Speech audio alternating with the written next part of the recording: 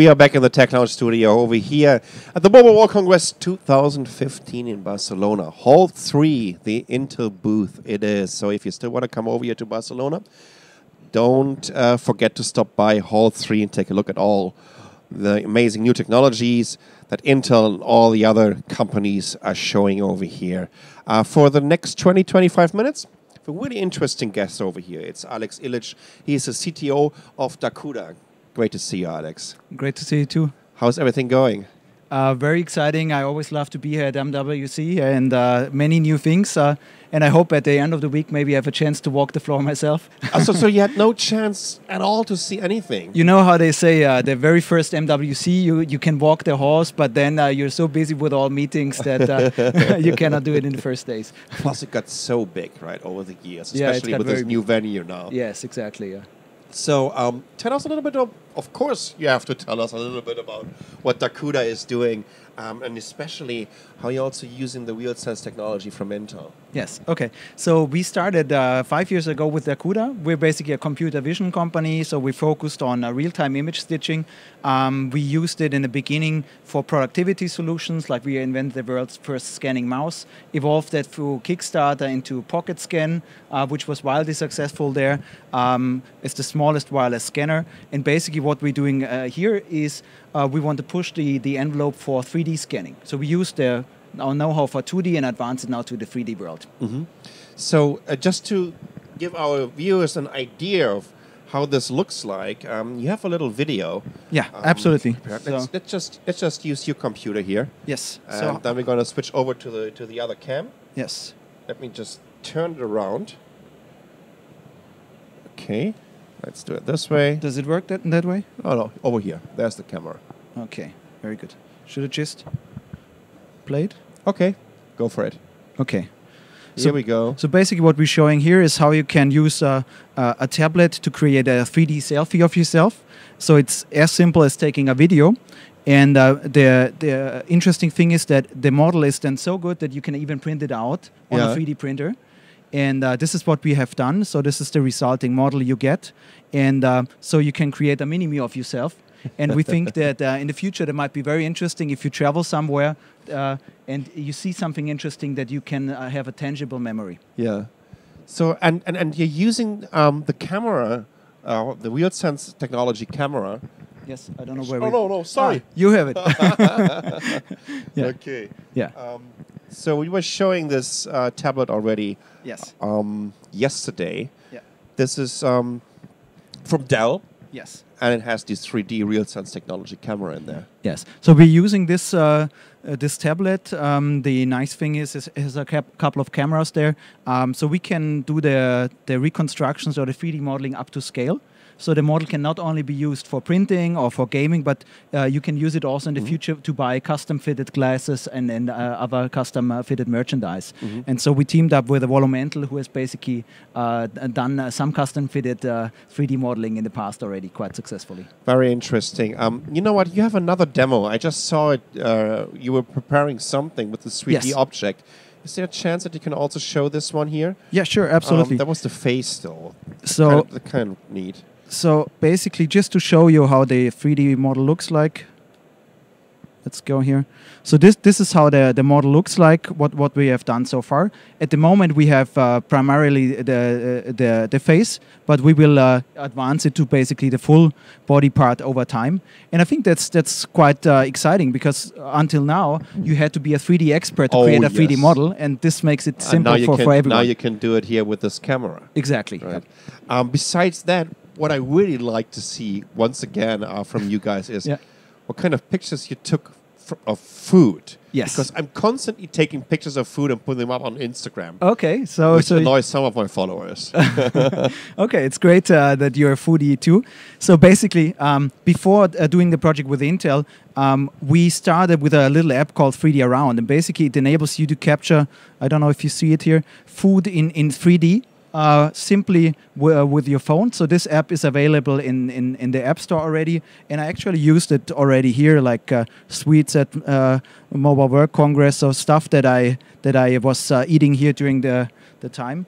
And it's maybe I can show it also on the phone very quickly.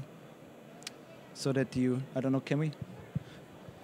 So I don't know if you can see it here, but basically it's a nice viewer. And actually the model here would be in theory also printable. Yeah. And you heard maybe about the Nutella printer. So maybe that could be an interesting thing in the future as well. You know, I live in Taiwan, and that's basically the home country of all plastic food. So you have all these restaurants over there, and they're going to show you what kind of dishes you can buy. Yeah. And it's out of plastic, and it looks so real. It looks so really this would be perfect for them. Exactly. Right? That's quite interesting. So it's in general, just tell us a little bit of what this is doing to the markets, right? I mean, we've had 3D printing. We've had body scanners already like 10 years ago, but they cost like tens of thousands of dollars. Yeah. So, I mean, what we see now, 3D printing is really getting super affordable. You can buy 3D printers even in regular electronic stores sometimes. And, you know, now in Zurich, where our headquarters is, we also have like 3D copy shops where you can go and basically create a copy of yourself. But I think what we're trying to do, also in the partnership with Intel, is pushing the envelope to bring it to regular consumers. And I think that's the interesting part is how do we bring the consumer into this ecosystem? Because the 3D printing industry needs something to print. Yeah. And we believe that consumers will play a major role as they do for photos and videos today. Is this the next big thing, that we have cameras in our mobile devices that are capable of creating these 3D images? And maybe in a bundle, we're also buying our little mobile 3D printer. Yeah, that could be something, or at least, you know, you capture it on the go and then it's delivered to your home. That could be also possible. Yeah. And I mean, the interesting setup from a technical point of view with the RealSense snapshot setup is that it's not an active 3D camera, but it's using regular cameras. Yeah. So you've seen it's the world's thinnest tablet, and so form factor is very, very important. So if you can bring that to devices without changing the device and use the regular camera, that's a very powerful part, and that's why we try to push the envelope and also release the 3D food app on iOS for free, because we want to show what's possible and get people excited, and food is a good area to start. Is there also a chance that I can use, I mean, you have an iOS app for this right now. Is there also a chance that I can publish these pictures? Will there be absolutely. Kind of embedded code? Yeah, so you can actually take these pictures, post it on Instagram and on Facebook, and basically if people click there, they get the viewing experience. If they view it on a mobile device, they have, we use the gyro to have this nice immersive effect. Mm-hmm. And you can actually also upload them on MeshLab if you're a 3D fan, and well, maybe also print it. We didn't try printing the food one, but yeah, but that's the idea: creating content which you can use on all of your networks. Well, of course, these are basically like demonstrations of the technology right now. What you could do with it. What should I do with it in the future? Mm-hmm. Am I going to? I just love this cup of tea here, and I would love to have one of these printed, right? I'm just taking a picture and print it out. Yeah, so I think that's something like if you see objects, but I think the biggest thing that we will see in the near future is really with people, because you can do so many funny things. You know, just imagine, I don't know, having, for instance, colleagues or employees getting your boss giving you a thumbs up as a desk figure standing there, or for your wedding cake, or, you know, there are many funny things you can do. And actually, once you have a 3D model, you can animate it, you can put it in a virtual world. So if you're running around with your virtual viewing helmet or whatsoever, you can view it there and you can customize it. So if you want to be Superman, or if you want to have like the toned body, you can immediately switch that out. So I think there are lots of tools there to be really creative. So what we have seen in a 2D world, we think will happen in 3D world as well. Yeah. And especially, I mean, Intel announced their new Intel Atoms yesterday, also with RealSense technology. So in the future, we're going to see these technologies and these cameras in very affordable devices. I mean, the Dell is already an affordable device because it's $399. Yes. Yeah.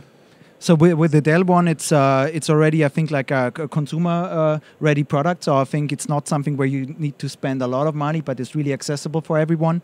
And yeah, I think like doing that with 2 cameras and in the future then with 1 camera will also help to expand the range. So you have the high-end solutions where you have the active RealSense part and the snapshot, which is kind of the medium end. So I think there's a solution for everyone depending on what kind of application you look for. But I think the personalized memory which you can actually print is something which should be available for everyone. So what's your business model behind this? I mean, the app is available for free. The food app is for free. Everyone can download it. Works nicely there. So we do this mainly at the moment to learn and because we're excited ourselves. Because the good thing is people eat at least 3 times a day. So we get a lot of content. You know, we need to feed our algorithm, and it's interesting also what ideas you get from that one. I'm just sharing the ones that are safe for work. No, but the obvious one that's always coming is what if I could sell something on Amazon or eBay with it? I go around and I have it nicely. So we think about these use cases as well. So it gives us a lot of incoming inspiration, and yeah, so this is where we want to take it forward. You asked for the business model. One potential idea could be if we go towards printable memories, that we get just a revenue share of what's getting printed. Would be an option, but basically we look for how the response from consumers is. You're collecting data and see, you know, where it could go. Yes, it's a pretty new market, and if you ask a consumer, no one needs 3D scanning. So we need to show them what you can do with it, that the demand is coming from the consumer side. How do you do this with the iOS app? Because, I mean, the camera is just not capable of doing this, isn't it? Yeah, so this is kind of like the secret sauce for our company, like that we can track the position of the phone so accurately that you think it would be looking at it from multiple view time points. And so this is why we think 3D will advance more and more to this step, and that's why we're excited to go that way with Intel, because the more processing power we have, the more these applications become powerful and can match other hardware setups. Okay, interesting. To see what's next in 3D, could you also think of like movies, animated little video clips? Yeah, absolutely. That would be something, and also I think like where there's a part where the consumer contributes a part and mixes it with professionally crafted content. I think that's very exciting, like putting yourself in a video, editing it, changing 2D pictures while you put yourself maybe in a different perspective. So I think there's a lot of creativity to be unleashed. And to be honest, I can't even all imagine what things come up, because every day there's a new case where I see, wow, I didn't think of that or that, and so on.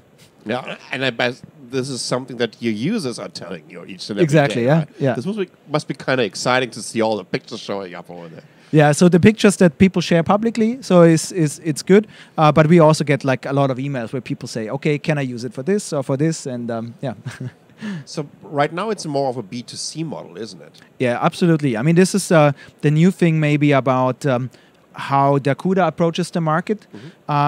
Because we think many solutions are targeted at the B2B and the enterprise and the professional one, and we deliberately focus on the consumer because we feel like this deserves some more attention, and it's also fun to work with consumers.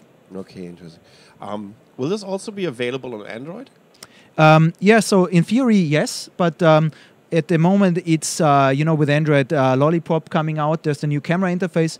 Unfortunately, not every vendor supports the new camera interface. Yep. At the moment, the support is very thin, and we use basically the manual camera control to let our algorithms work, like controlling exposure, frame by frame, and things like that. So this will ultimately take some time. The reason why we focused on iOS first is simply make it easy for our developers, and we hope that this will also be available then in the Android world as well. Yeah, like you said, the new Lollipop camera definitely adds some additional features to Android. Yeah. And that you want to take advantage of for your technology. Yeah. Huh? So if the vendors want this kind of 3D experience on all of their devices, maybe that's an incentive to speed up their Camera 2 roadmap a little bit.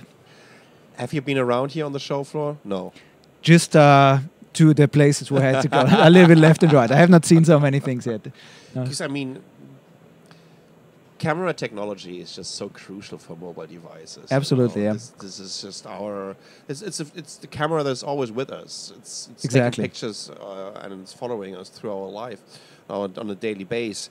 And I'm pretty sure that there are many potential partners out there that will be interested in your technology. And also, I would love to see more of these RealSense technology devices using this. Yes, absolutely, yeah. Well, thank you so much for being here. Thanks a lot for the interview. We have another 5 to 10 minutes until we are going to meet Solange from Divix. It's going to be quite interesting because we're going to talk all about video codecs, and because, I mean, these guys kind of democratize definitely, let's say, video on the web. Not only about video streaming, but of course also about video downloading. And let's see what's on their roadmap right now. We're going to be back in about 5 to 10 minutes. See you then.